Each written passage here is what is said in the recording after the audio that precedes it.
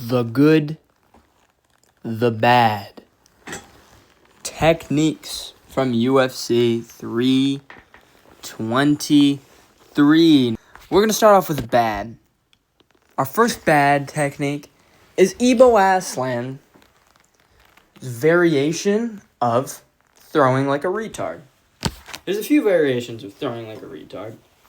We have, sample A, Ebo Aslan. There's sample 2, Terrence McKinney. And there's sample 3. Sample 3 would be Morgan Charrier. There are differences between all these samples. In an Ebo Aslan swinging like a retard case, he's just a dumb, unskilled fighter. Dumb, not very skilled, and was just kind of throwing from the hips. Throwing the same shots repeatedly over and over and over again. Baranowski was down to bang, but Baranowski is actually good, so we're going to get onto a good technique.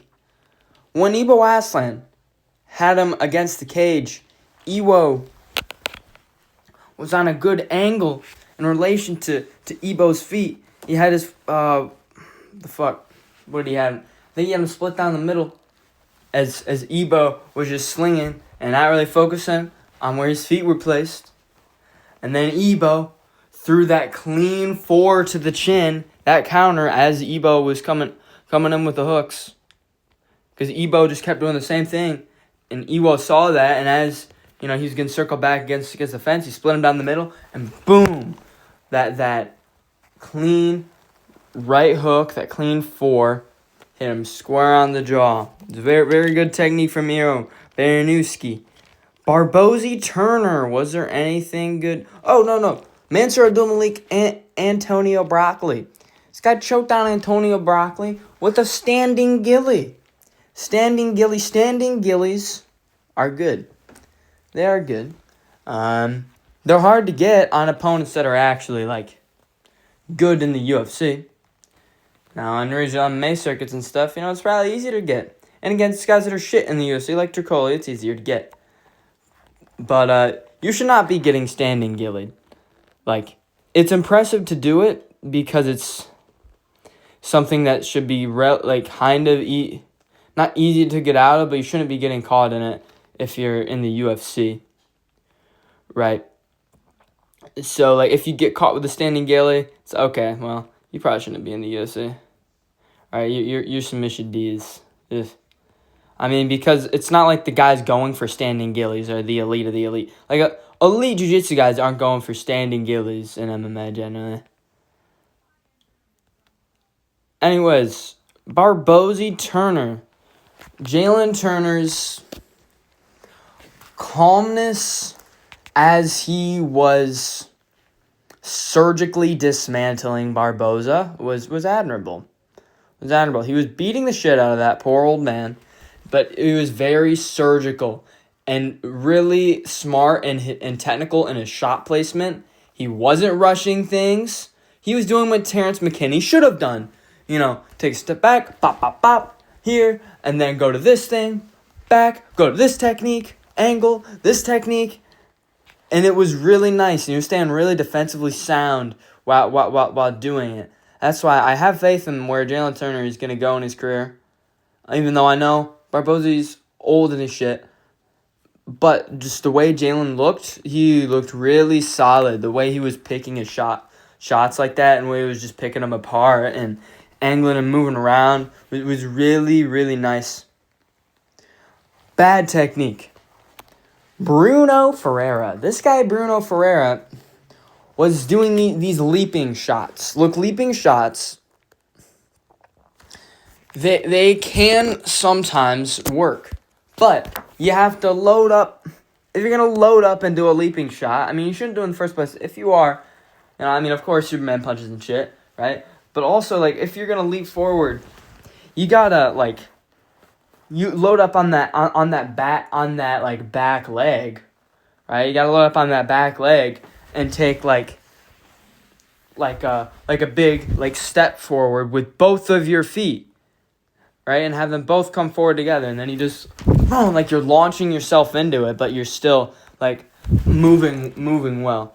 You know what I mean? But then Bruno Ferreira is literally just, like, hopping and jumping into the air and throwing these, like, fat guy overhands. This dude missed weight, by the way. He was throwing these big old fat guy overhands that were whiffing over the top of Marvin Mediocre Vettori. Man, Marvin Vettori threw more than just a 1-2 nowadays. Man, dude, if he just threw a fucking knee out the middle once, just once. Dude, what is it with you? Not even just Marvin. A lot of UFC fighters just, like, not taking the opportunity to throw a knee up the middle when it's clearly fucking there. Like, dude like Bruno Ferreira comes, just fucking jumping overhands and whiffing on him like a fat toddler, and then you just fucking grab his head and smash your knee into it.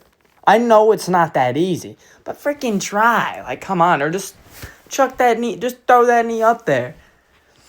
I mean, I doubt when he's doing, like, throwing his toddler overhand, he's gonna block it. Nazim Sadikov, Farasiyam's elbow, man. This guy's elbows. That elbow that he put him out with. Boom, it was so nice. Such a nice elbow from Farasiyam when he was off on that angle like that. You know, and he had a lot of options there. You know, he could post and he could post an elbow. You know, it was a perfect placement for the elbow. The way he had that angle, kind of his hand out there, prepared for the elbow. You know, launch that elbow. That was very, very nice work from Ziam. Now, what other techniques am I going to cover? Oh, Macy Barber's ground and pound. WMA fighters seem to forget what the fuck ground and pound is. Macy Barber doesn't. She tries to go for it. She tries to finish, which is great. But one thing that she isn't good at is, like, actually, like, finishing elite opponents, or elite WMA opponents from that position. The reason for that is because she's just throwing the same shots over and over again. She's not mixing up the hooks to the elbows, to the hammer fists, to ground and pound shots, to the body. She also hasn't mastered floating on top like Volk does, right? You know, anyone who's, like, really good at ground and pound knows, not anyone, but a lot of people who are good at ground and pound, especially in the UFC, tend to float on top. They have the ability to go back and forth between positions, and use their ground and pound to keep their opponent down in one spot on the ground. And even the ones who don't do that, like Arman Sarukian, who's got the best ground and pound game ever in MMA history, which means the best ground and pound ever, because MMA is really the only sport that has ground and pound. There's other obscure ones, but I mean, it's the main one with ground and pound, and, you know, Sarukian's the best ever at it.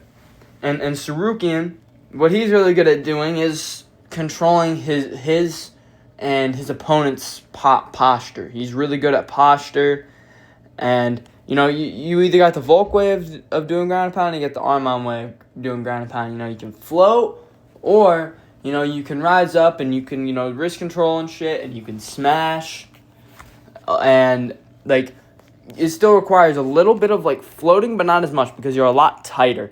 And Arman Sarukian's a lot tighter to his opponents than Volkanovski is. And Macy Barber does not do either of those things. She throws and she throws and she throws, and, like, she'll scramble, but she doesn't, like, impose her will enough when she's doing it to be able to get finishes on high-ranked opponents. Terrence McKinney.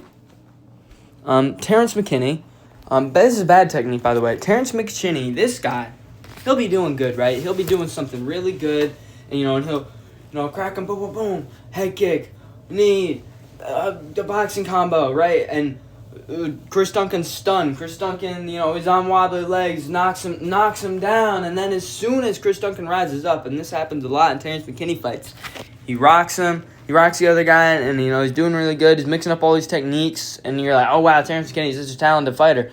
He's really going to be something, man. And, dude, it's like people in, like, Guru's live chat and people online, like, at the start of a first round of the Terrence McKinney fight, they're like, oh, you know, Terrence might go on a run, man. He's looking good. No, that's just what Terrence McKinney looks like before he inevitably. This is what he does after he does good. He closes his eyes and goes,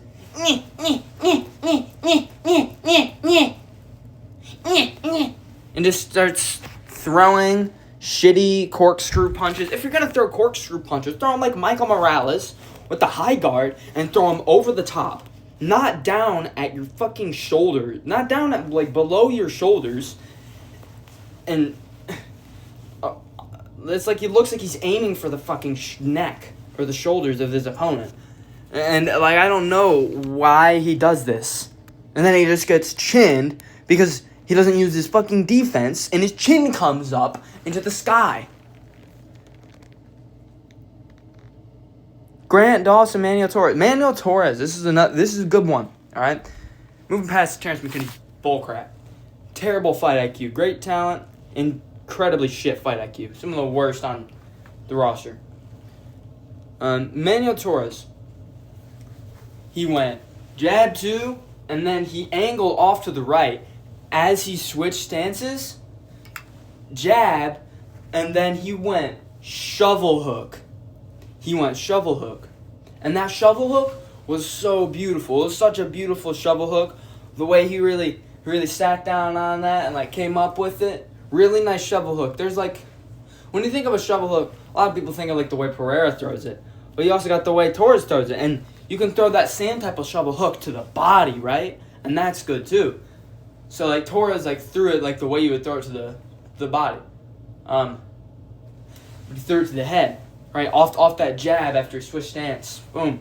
And he was able to, like, run that sequence and that combo because Dawson was throwing the Dawson fist. This really shitty jab that Dawson has. It's like a weird hammer jab. As soon as I saw that, I was like, oh, I know that I'm going to get my pick right. Torres is going to chin this guy. What the fuck? He's doing this shit again? Just flicking that terrible Dawson fist out there with his lead hand, looking like he's about to fracture his elbow the way he's flicking that nonsense out there. Now, sorry, Dawson. You're a nice guy. Don't mean to shit on you too much, but yeah, that Dawson fist is crazy. But yeah, Torres is able to take advantage of that in the middle of a Dawson fist. One whiffs the 2, and Dawson thinks he's gonna counter, but nope. Torres switch stance, jab, boom, and just launches. Like, he switched stance so fast in that jab, and he just is able to get that perfect placement. Like, as Dawson tries to counter, Torres, you can see him loading up on that shovel hook because Dawson tries to come over with a counter. Dawson's too slow. Manuel was too fast, and that shovel hook was beautiful. Peyton Talbot. Let's go over that. He went jab to the body, and then he went blast double. He hooked his hands right above the knees and pushed his head right into Cejudo and stuck them legs out and hopped right over into side control. Now, usually, not the hop into side control part, but that takedown where you suck out the legs like that is like usually something you do against the cage.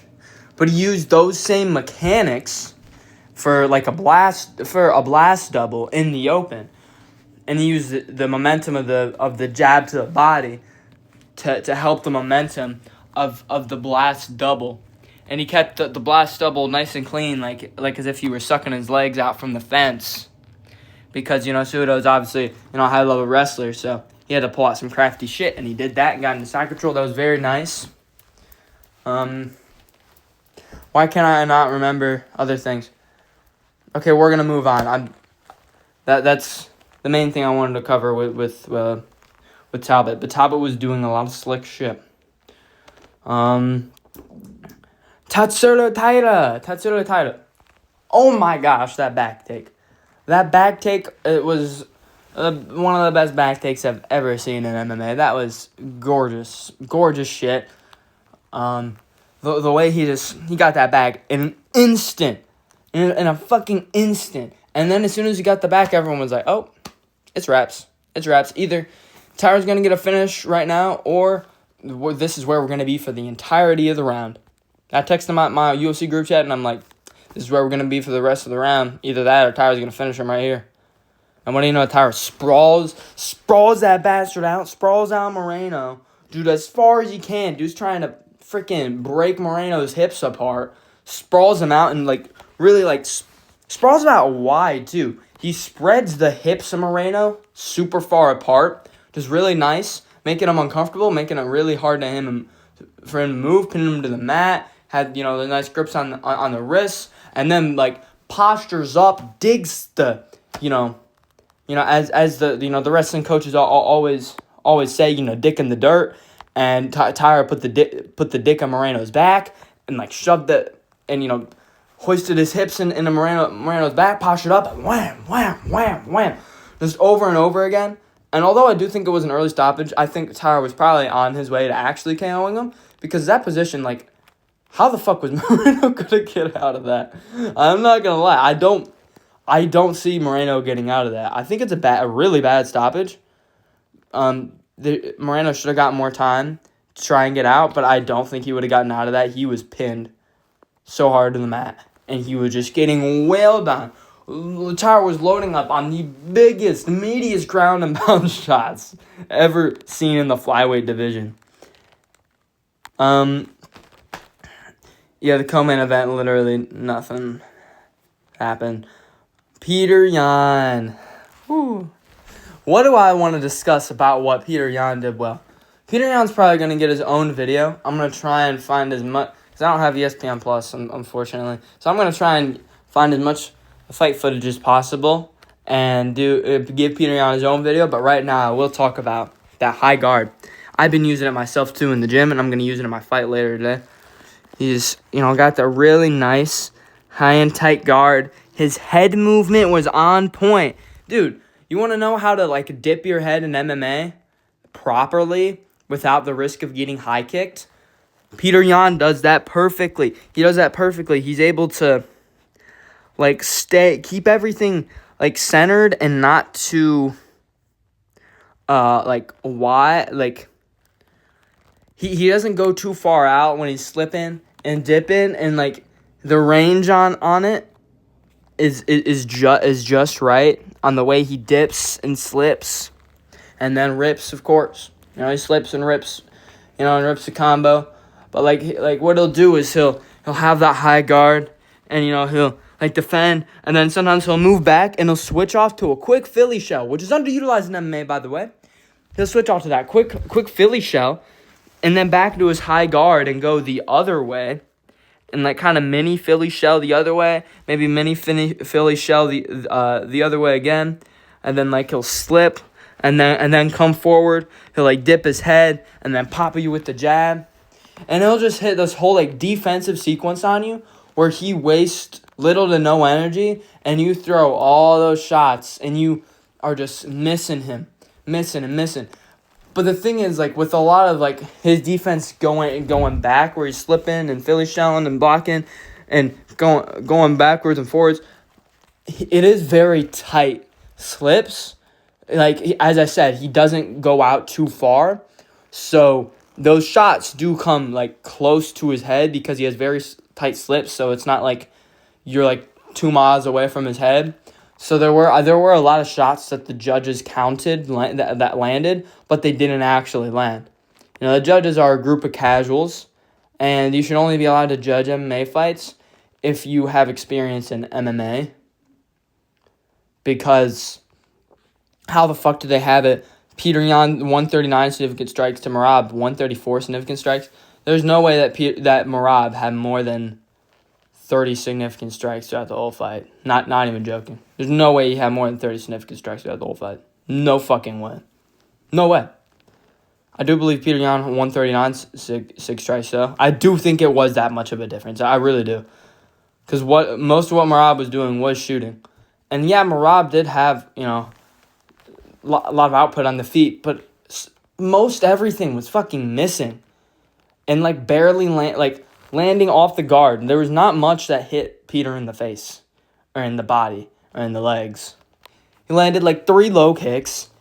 I don't even know if he landed a single body shot because, as I said, Peter is really good at, staying tight. You're not going to get to that body. You're not going to be able to get to that body unless you're unless you're like a sniper, unless you're O'Malley, unless you're like Umar. You're not going to be able to get to it as jittery Merab. Anyways, Those are some good and some bad techniques that I noticed in the